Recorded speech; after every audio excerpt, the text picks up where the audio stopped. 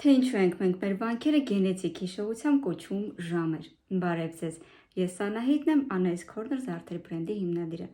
Նախ ուզում եմ նշել, որ մեր վանքերը կառուցվել են տաճարների տարածքում, հետևաբար կարևոր փաստ, թե նախաքրիստոնեության շրջանում և թե քրիստոնեության շրջաններում տաճարներով վանքերով մենք միևնույնը փոխանցել ենք տիեզերական գիտելիքներ, ցույց ենք տվել ժամանակը, դե գնացինք։ Վանքեր կառուցելու կարևոր պայմաններից է եղել, որ խորանը պարտադիր պետք է նայի արևելք։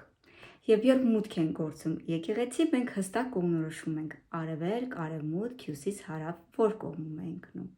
Տարվա հստակ օրերին, ժամին, երբ ճիշտ անկյամ կանգնում ենք խորանի առջև, մեր առջև պատուհաններով բացվում էին այն համաստեղությունները, որոնք որ հուշում էին տարվա սկիզբը և վերջը, արևածագը և մայրամուտը։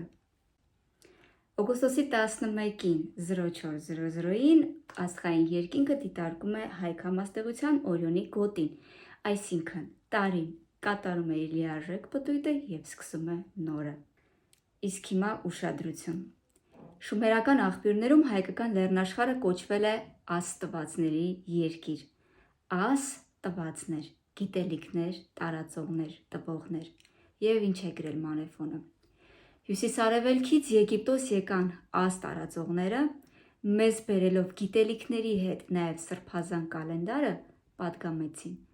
Երբեք չխախտել կալենդարի կանոնները, ժամանակի ճշգրիտ հաշվարկը,